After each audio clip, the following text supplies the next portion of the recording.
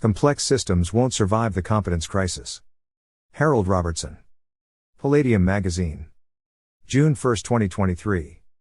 At a casual glance, the recent cascades of American disasters might seem unrelated. In a span of fewer than 6 months in 2017, 3 U.S. naval warships experienced 3 separate collisions resulting in 17 deaths. A year later, power lines owned by PG&E started a wildfire that killed 85 people. The pipeline carrying almost half of the East Coast's gasoline shut down due to a ransomware attack. Almost 500,000 intermodal containers sat on cargo ships unable to dock at Los Angeles ports. A train carrying thousands of tons of hazardous and flammable chemicals derailed near East Palestine, Ohio. Air traffic control cleared a FedEx plane to land on a runway occupied by a Southwest plane preparing to take off. Eye drops contaminated with antibiotic-resistant bacteria killed 4 and blinded 14. While disasters like these are often front-page news, the broader connection between the disasters barely elicits any mention. America must be understood as a system of interwoven systems. The healthcare system sends a bill to a patient using the postal system, and that patient uses the mobile phone system to pay the bill with a credit card issued by the banking system. All these systems must be assumed to work for anyone to make even simple decisions. But the failure of one system has cascading consequences for all of the adjacent systems. As a consequence of escalating rates of failure, America's complex systems are slowly collapsing. The core issue is that changing political mores have established the systematic promotion of the unqualified and sidelining of the competent. This has continually weakened our society's ability to manage modern systems. At its inception, it represented a break from the trend of the 1920s to the 1960s, when the direct meritocratic evaluation of competence became the norm across vast swaths of American society. In the first decades of the 20th century, the idea that individuals should be systematically evaluated and selected based on their ability rather than wealth, class, or political connections, led to significant changes in selection techniques at all levels of American society. The Scholastic Aptitude Test, SAT, revolutionized college admissions by allowing elite universities to find and recruit talented students from beyond the boarding schools of New England. Following the adoption of the SAT, aptitude tests such as Wonderlic, 1936, Graduate Record Examination, 1936, Army General Classification Test, 1941, and Law School Admission Test, 1948, swept the United States. Spurred on by the demands of 2 world wars, this system of institutional management electrified the Tennessee Valley, created the first atom bomb, invented the transistor, and put a man on the moon. By the 1960s, the systematic selection for competence came into direct conflict with the political imperatives of the civil rights movement. During the period from 1961 to 1972, a series of Supreme Court rulings, executive orders, and laws, most critically, the Civil Rights Act of 1964, put meritocracy and the new political imperative of protected group diversity on a collision course. Administrative law judges have accepted statistically observable disparities in outcomes between groups as prima facie evidence of illegal discrimination. The result has been clear: any time meritocracy and diversity come into direct conflict, diversity must take priority.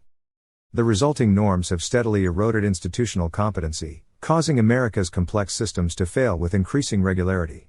In the language of a systems theorist, by decreasing the competency of the actors within the system, formerly stable systems have begun to experience normal accidents at a rate that is faster than the system can adapt.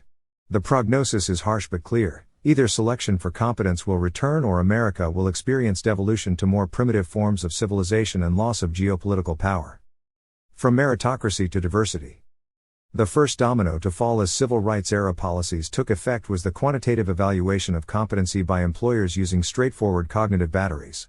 While some tests are still legally used in hiring today, several high-profile enforcement actions against employers caused a wholesale change in the tools customarily usable by employers to screen for ability.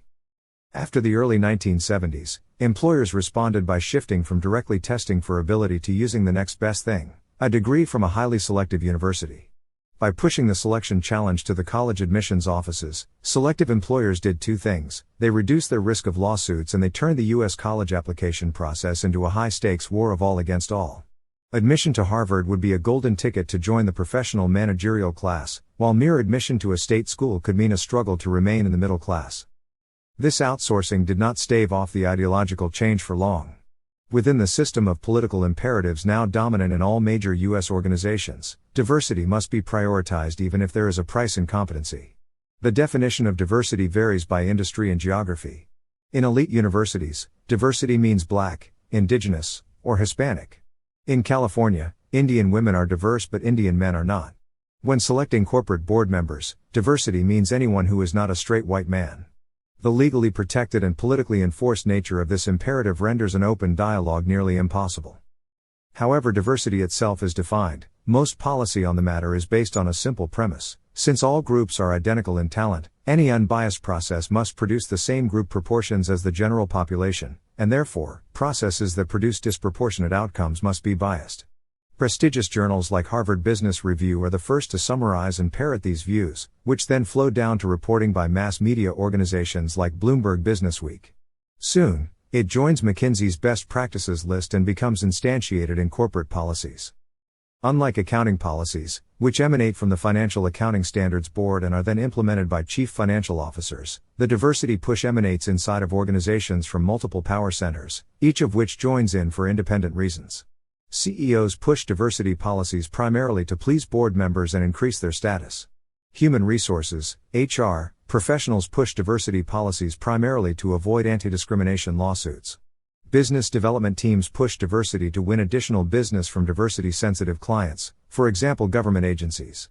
Employee resource groups, ERGs, such as the Black Googler Network, push diversity to help their in-group in hiring and promotion decisions. Diversity in theory and practice. In police academies around the country, new recruits are taught to apply an escalation of force algorithm with non-compliant subjects: ask, tell, make. The idea behind ask, tell, make is to apply the least amount of force necessary to achieve the desired level of compliance. This is the means by which police power, which is ultimately backed by significant coercive force, can maintain an appearance of voluntary compliance and soft-handedness. Similarly, the power centers inside U.S. institutions apply a variant of ask, tell, make to achieve diversity in their respective organizations. The first tactics for implementing diversity imperatives are the ask tactics. These simply ask all the members of the organization to end bias. At this stage, the policies seem so reasonable and fair that there will rarely be much pushback. Best practices such as slating guidelines are a common tool at this stage. Slating guidelines require that every hiring process must include a certain number and type of diverse candidates for every job opening. Structured interviews are another best practice that requires interviewers to stick with a script to minimize the chance of uncovering commonalities between the interviewer and interviewee that might introduce bias. Often HR will become involved in the hiring process, specifically asking the hiring manager to defend their choice not to hire a diverse candidate. Because the wrong answer could result in shaming, loss of advancement opportunities, or even termination, the hiring manager can often be persuaded to prioritize diversity over competence. Within specialized professional services companies, senior-level recruiting will occasionally result in a resume collection where not a single diverse candidate meets the minimum specifications of the job. This is a terrible outcome for the hiring manager as it attracts negative attention from HR. At this point, firms will often retain an executive search agency that focuses on exclusively diverse candidates. When that does not result in sufficient diversity, roles will often have their requirements diluted to increase the pool of diverse candidates. For example, within hedge funds, the ideal entry-level candidate might be an experienced former investment banker who went to a top MBA program. This preferred pedigree sets a minimum bar for both competence and work ethic. This first-pass filter enormously winnows the field of underrepresented candidates. To relax requirements for diversity's sake, this will be diluted in various ways. First, the work experience might be stripped. Next, the role gets offered to MBA interns. Finally, fresh undergraduates are hired into the analyst role.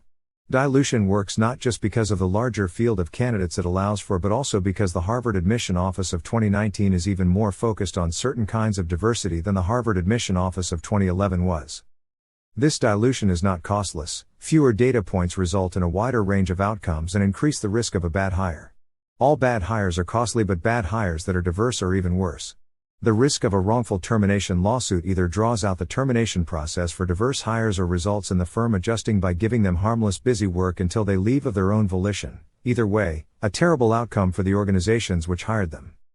If these ask tactics do not achieve enough diversity, the next step in the escalation is to attach carrots and sticks to directly tell decision makers to increase the diversity of the organization.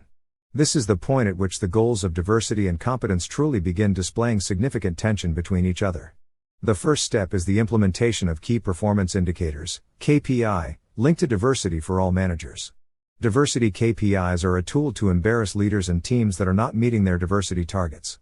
Given that most organizations are hierarchical and pyramidal, combined with the fact that America was much whiter 50 years ago than it was today, it is unsurprising that senior leadership teams are less diverse than America as a whole, and, more pertinently, than their own junior teams.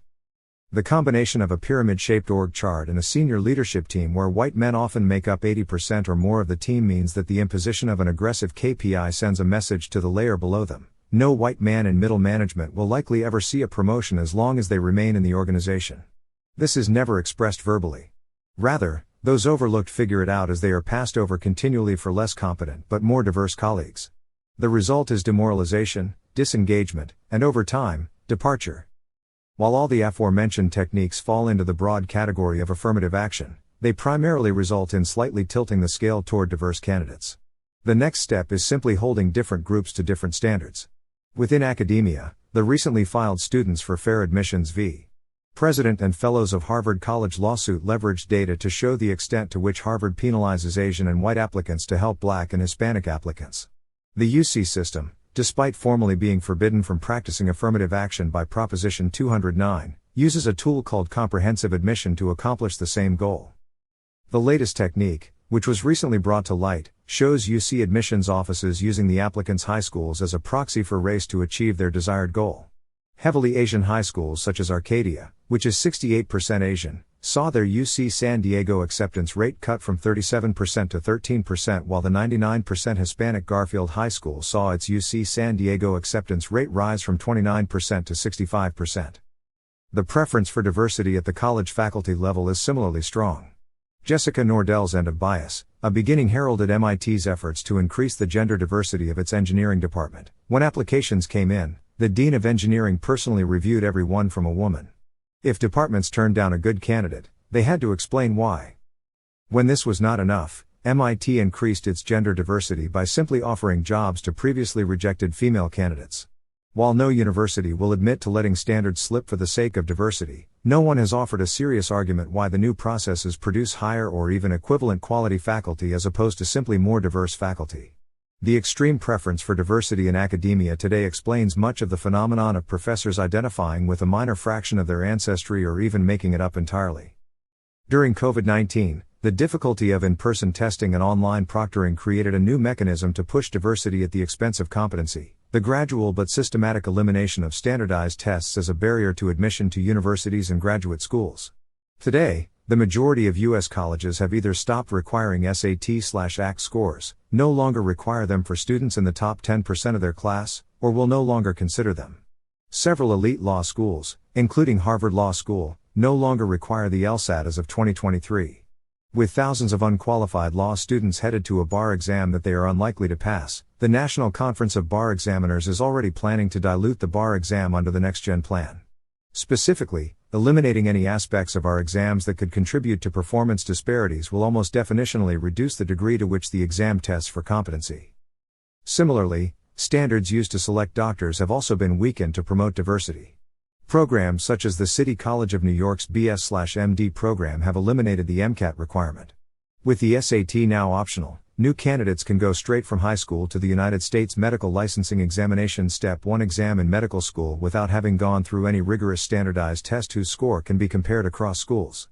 Step 1 scores were historically the most significant factor in the National Residency Matching Program, which pairs soon-to-be doctors with their future residency training programs. Because Step 1 scores serve as a barrier to increasing diversity, they have been made pass/fail. A handful of doctors are speaking out about the dangers of picking doctors based on factors other than competency, but most either explicitly prefer diversity or else stay silent, concerned about the career-ending repercussions of pointing out the obvious. When even carrot and stick incentives and the removal of standards do not achieve enough diversity, the end game is to simply make decision-makers comply. MAKE has two preferred implementations: one is widely discussed and the other is, for obvious reasons, never disclosed publicly. The first method of implementation is the application of quotas. Quotas or set-asides require the reservation of admissions slots, jobs, contracts, board seats, or other scarce goods for women and members of favored minority groups. Government contracts and supplier agreements are explicitly awarded to firms that have acronyms such as SB, WBE, MBE, DBE, SDB, VOSB, STVOSB, WOSB, HUB, and 8A. Within large employers and government contractors, Quotas are used for both hiring and promotions, requiring specific percentages of hiring or promotions to be reserved for favored groups. During the summer of 2020, the CEO of Wells Fargo was publicly shamed after his memo blaming the underrepresentation of black senior leaders on a very limited pool of black talent was leaked to Reuters. Less than a month later, the bank publicly pledged to reserve 12% of leadership positions for black candidates and began tying executive compensation to reaching diversity goals. In 2022, Goldman Sachs extended quotas to the capital markets by adopting a policy to avoid underwriting IPOs of firms without at least 2 board members that are not straight white men. When diversity still refuses to rise to acceptable levels, the remaining solution is the direct exclusion of non-diverse candidates. While public support for anti-discrimination laws and equal opportunity laws is high, public support for affirmative action and quotas is decidedly mixed. Hardline views such as those expressed in author Ijoma Oluo's Mediocre, The Dangerous Legacy of White Male America, namely that any white man in a position of power perpetuates a system of white male domination, are still considered extreme, even within U.S. progressive circles. As such, when explicit exclusion is used to eliminate groups like white men from selection processes, it is done subtly. Managers are told to sequester all the resumes from non-diverse candidates, that is, white males. These resumes are discarded and the candidates are sent emails politely telling them that other candidates were a better fit. While some so-called reverse discrimination lawsuits have been filed, most of these policies go unreported. The reasons are straightforward. Even in 2023, screening out all white men is not de jure legal. Moreover, any member of the professional managerial class who witnesses and reports discrimination against white men will never work in their field again. Even anonymous whistleblowing is likely to be rare. To imagine why, suppose incontrovertible evidence was produced that one's employer was explicitly excluding white male candidates, and a lawsuit was filed. The employer's reputation and the reputation of all the employees there, including the white men still working there, would be tarnished. That said, we can expect to see more lawsuits from men who feel they have little to lose. This ask, tell, make framework, under various descriptions, is the method by which individuals with a vested interest in more diversity push their organizations toward their preferred outcome. Force begins requesting modest changes to recruiting to make it more fair. Force ends with the heavy-handed application of quotas and even exclusion. The American system is not a monolith, however, which means that the strength of the push and its effects on competency is not distributed evenly. Competency is declining from the core outwards. Think of the American system as a series of concentric rings with the government at the center. Directly surrounding that are the organizations that receive government funds, then the non-profits that influence and are subject to policy, and finally business at the periphery. Since the era of the Manhattan Project and the space race, the state capacity of the federal government has been declining almost monotonically. While this has occurred for a multitude of reasons, the steel girders supporting the competency of the federal government were the first to be exposed to the saltwater of the Civil Rights Act and related executive orders. Government agencies, which are in charge of overseeing all the other systems, have seen the quality of their human capital decline tremendously since the 1960s. While the damage to an agency like the Department of Agriculture may have long-term deadly consequences, the most immediate danger is at safety-critical agencies like the Federal Aviation Administration, FAA. The air traffic control, ATC, system used in the U.S. relies on an intricate dance of visual or radar observation, transponders, and radio communication, all with the incredible challenge of keeping thousands of simultaneously moving planes from ever crashing into each other. Since air controlling is one of the only jobs that pays more than $100,000 per year and does not require a college diploma, it has been a popular career choice for individuals without a degree who nonetheless have an exceptionally good memory, attention span, visuospatial awareness, and logical skills. The Air Traffic Selection and Training, at SAT, exam, a standardized test of those critical skills, was historically the primary barrier to entry for air controllers. As a consequence of the SAT, as well as a preference for veterans with former air controller experience, 83% of air controllers in the U.S. were white men as of 2014. That year, the FAA added a biographical questionnaire, BQ, to the screening process to tilt the applicant pool toward diverse candidates. Facing pushback in the courts from well-qualified candidates who were screened out, the FAA quietly backed away from the BQ and adopted a new exam, the Air Traffic Skills Assessment, ATSA. While the ATSA includes some questions similar to those of the BQ, it restored the test's focus on core air traffic skills. The importance of highly skilled air controllers was made clear in the most deadly air disaster in history, the 1977 Tenerife incident. 2 planes, one taking off and one taxiing, collided on the runway due to confusion between the captain of KLM 4805 and the Tenerife ATC. The crash, which killed 583 people, resulted in sweeping changes in aviation safety culture. Recently, the tremendous U.S. record for air safety established since the 1970s has been fraying at the edges. The first 3 months of 2023 saw 9 near-miss incidents at U.S. airports, one with 2 planes coming within 100 feet of colliding. This terrifying uptick from years prior resulted in the FAA and NTSB convening safety summits in March and May, respectively. Whether they dared to discuss root causes seems unlikely. Given the sheer size of the U.S. military in both manpower and budget dollars, it should not come as a surprise that the diversity push has also affected the readiness of this institution.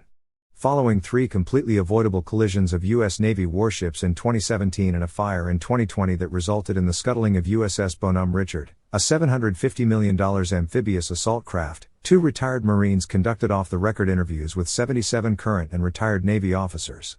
One recurring theme was the prioritization of diversity training over ship handling and warfighting preparedness. Many of them openly admit that, given current issues, the U.S. would likely lose an open naval engagement with China. Instead of taking the criticism to heart, the Navy commissioned Task Force 1 Navy, which recommended de-emphasizing or eliminating meritocratic tests like the officer aptitude rating to boost diversity. Absent an existential challenge, U.S. military preparedness is likely to continue to degrade. The decline in the capacity of government contractors is likewise obvious, with the largest contractors being the most directly impacted. The 5 largest contractors, Lockheed Martin, Boeing, General Dynamics, Raytheon Company, and Northrop Grumman, will all struggle to maintain competency in the coming years. Boeing, one of only 2 firms globally capable of mass-producing large airliners, has a particularly striking crisis unfolding in its institutional culture. Shortly after releasing the 737 MAX, 346 people died in 2 nearly identical 737 MAX crashes in Indonesia and Ethiopia. The cause of the crashes was a complex interaction between design choices, cost-cutting led by MBAs, FAA issues, the MCAS flight control system, a faulty sensor, and pilot training.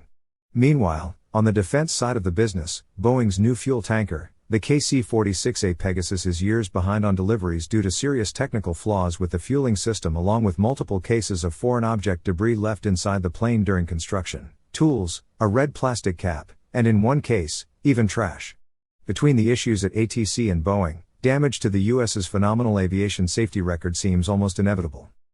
After government contractors, the next most affected class of institutions are nonprofit organizations. They are entrapped by the government whose policies they are subject to and trying to influence, the opinions of their donor base, and lack of any profit motive. The lifeblood of nonprofits is access to capital, either directly in the form of government grants or through donations that are deemed tax deductible. Accessing federal monies means being subject to the full weight of U.S. diversity rules and regulations. Nonprofits are generally governed by boards whose members tend to overlap with the list of major donors. Because advocacy for diversity and board memberships are both high-status positions, unsurprisingly board members tend to voice favorable opinions of diversity, and those opinions flow downstream to the organizations they oversee. Nonprofits, including universities, charities, and foundations, exist in an overlapping ecosystem with journalism, with individuals tending to freely circulate between the 4. The activities of nonprofits are bound up in the same discourses shaped by current news and academic research, with all 4 reflecting the same general ideological consensus. Finally, lacking the profit motive, the decision-making processes of nonprofits are influenced by what will affect the status of the individuals within those organizations rather than what will affect profits. Within nonprofits, the cost of incompetent staffers is borne by stakeholders, rather than any one individual. While all businesses subject to federal law must prioritize diversity over competency at some level, the problem is worse at publicly traded corporations for reasons both obvious and subtle. The obvious reason is that larger companies present larger targets for EEOC actions and discrimination lawsuits with hundreds of millions of dollars at stake. Corporations have logically responded by hiring large teams of HR professionals to preempt such lawsuits. Over the past several decades, HR has evolved from simply overseeing onboarding to involvement in every aspect of hiring, promotions, and firings, seeing them all through a political and regulatory lens. The more subtle reason for pressure within publicly traded companies is that they require ongoing relationships with a spiderweb of banks, credit ratings agencies, proxy advisory services, and most importantly, investors. Given that the loss of access to capital is an immediate death sentence for most businesses, the CEOs of publicly traded companies tend to push diversity over competency even when the decline in firm performance is clear. CEOs would likely rather trade a small drag on profits margins than a potentially career-ending scandal from pushing back. Whereas publicly traded corporations nearly uniformly push diversity, privately held businesses vary tremendously based on the views of their owners.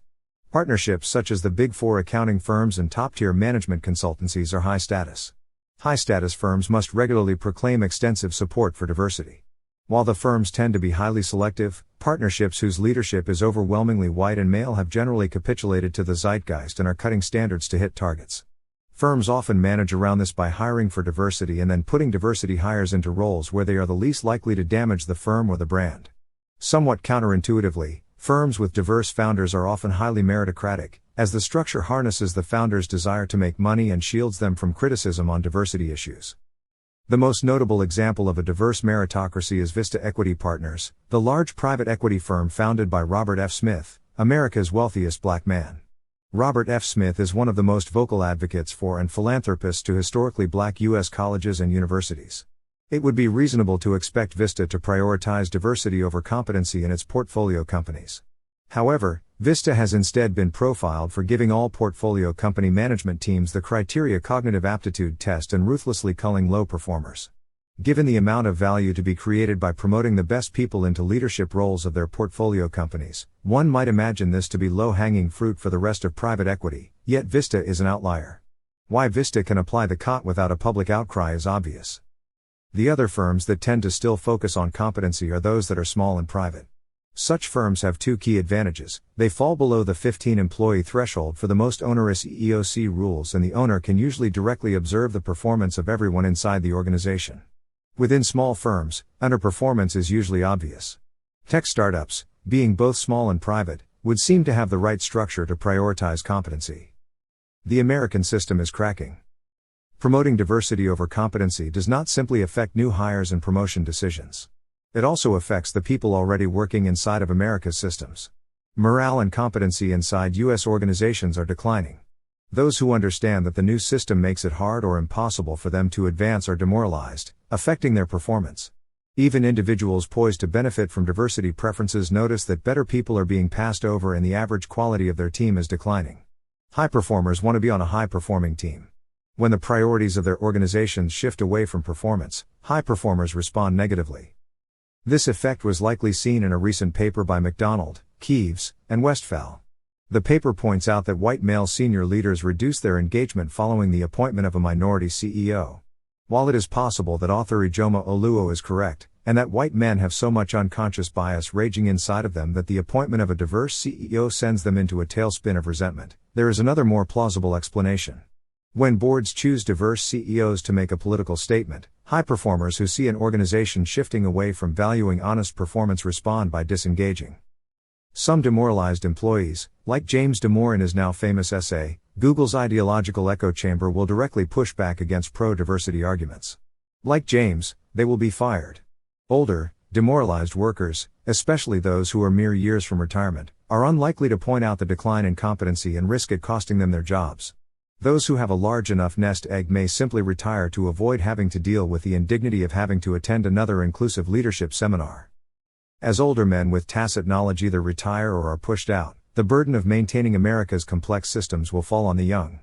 Lower performing young men angry at the toxic mix of affirmative action, hurting their chances of admission to a good school, and credentialism, limiting the good jobs to graduates of good schools, are turning their backs on college and white-collar work altogether. This is the continuation of a trend that began over a decade ago. High-performing young men will either collaborate, coast, or downshift by leaving high-status employment altogether. Collaborators will embrace allyship to attempt to bolster their chances of getting promoted. Coasters realize that they need to work just slightly harder than the worst individual on their team. Their shirking is likely to go unnoticed, and they are unlikely to feel enough emotional connection to the organization to raise alarm when critical mistakes are being made. The combination of new employees hired for diversity, not competence, and the declining engagement of the highly competent sets the stage for failures of increasing frequency and magnitude. The modern U.S. is a system of systems interacting together in intricate ways. All these complex systems are simply assumed to work. In February of 2021, Cold weather in Texas caused shutdowns at unwinterized natural gas power plants. The failure rippled through the systems with interlocking dependencies. As a result, 246 people died. In straightforward work, declining competency means that things happen more slowly, and products are lower quality or more expensive. In complex systems, declining competency results in catastrophic failures. To understand why, one must understand the concept of a normal accident. In 1984, Charles Perrow, a Yale sociologist, published the book, Normal Accidents, Living with High-Risk Technologies.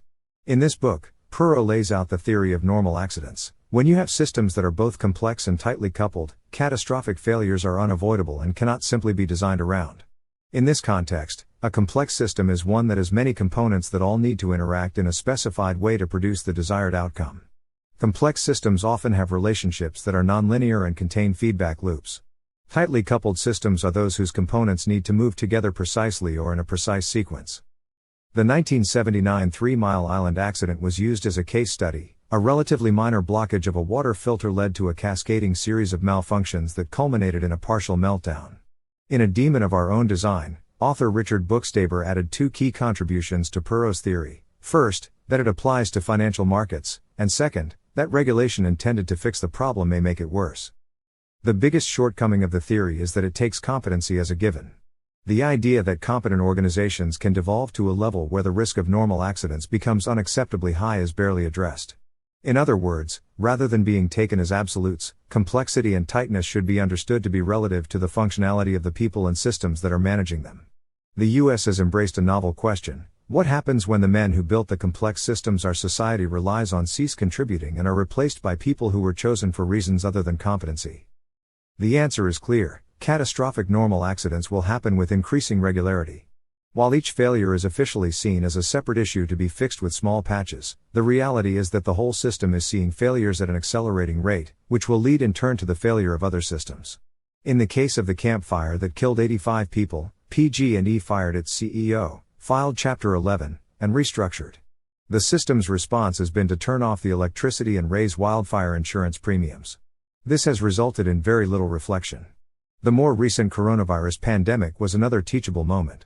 What started just 3 years ago with a novel respiratory virus has caused a financial crisis, a bubble, soaring inflation, and now a banking crisis in rapid succession. Patching the specific failure mode is simultaneously too slow and induces unexpected consequences. Cascading failures overwhelm the capabilities of the system to react. 20 years ago, a software bug caused a poorly managed local outage that led to a blackout that knocked out power to 55 million people and caused 100 deaths. Utilities were able to restore power to all 55 million people in only 4 days. It is unclear if they could do the same today. U.S. cities would look very different if they remained without power for even 2 weeks, especially if other obstructions unfolded. What if emergency supplies sat on trains immobilized by fuel shortages due to the aforementioned pipeline shutdown?